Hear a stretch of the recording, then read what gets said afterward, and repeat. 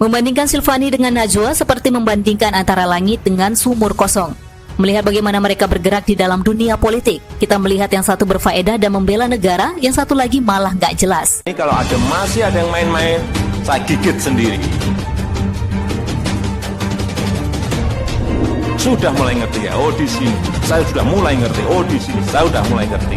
Kalau masih ada yang main-main, sekali lagi, yang gigit saya sendiri. Lewat cara saya.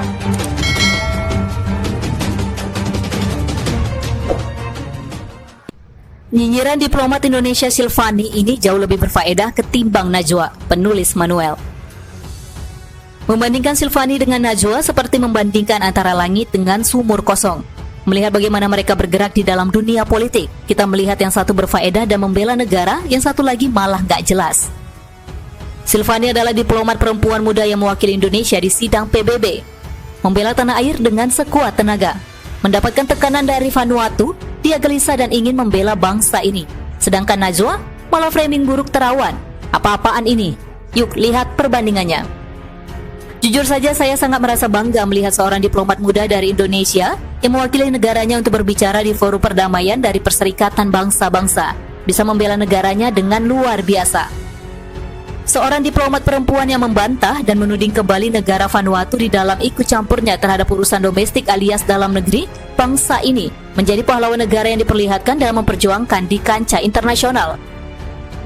Salah satu negara yang kecil di daerah Pasifik bernama Vanuatu mengungkit bahwa masalah hak asasi manusia.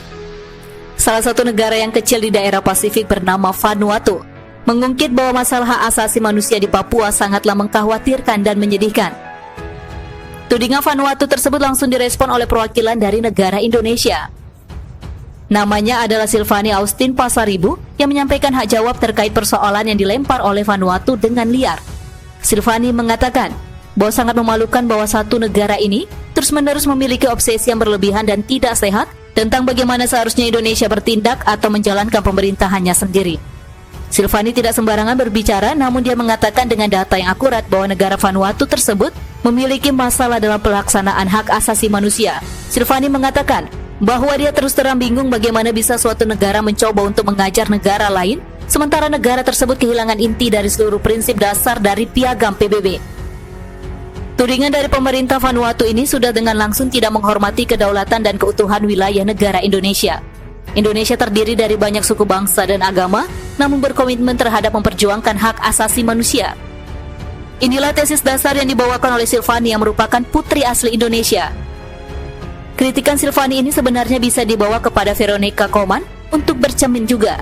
Kita melihat bahwa ada dua negara di daerah Pasifik, yakni Vanuatu dan Australia, juga mengalami krisis dalam memperlakukan suku anak dalam di negara tersebut.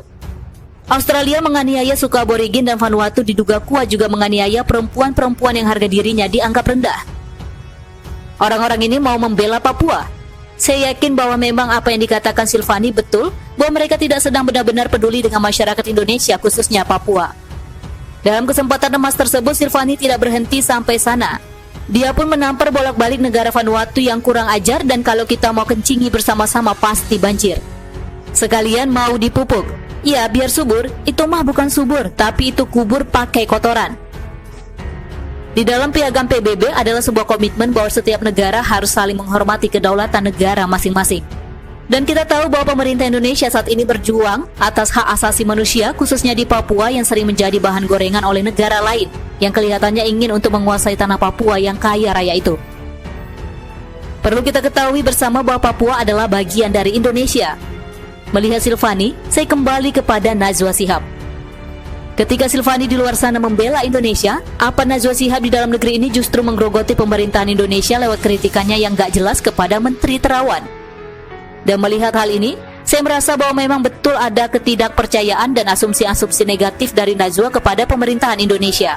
Bayangkan saja di luar sana orang membela Indonesia, tapi di dalam negeri sendiri ada orang yang katanya Indonesia tapi malah mencibir. Saya tahu bahwa apa yang dikerjakan Najwa ini murni merupakan kegelisahannya terkait penanganan COVID-19 yang dianggap buruk olehnya. Tapi sepertinya dia sudah tidak bisa menjadi orang yang netral lagi sejak dirinya berkiblat ke Novel Baswedan dan Anies Baswedan. Mau bagaimanapun juga saya sudah ilfil dengan Najwa Shihab. Buat apa tinggal di Indonesia kalau yang dikerjakan hanyalah nyinyir dan tidak berkontribusi apa-apa? Saya jadi semakin bangga dengan orang Indonesia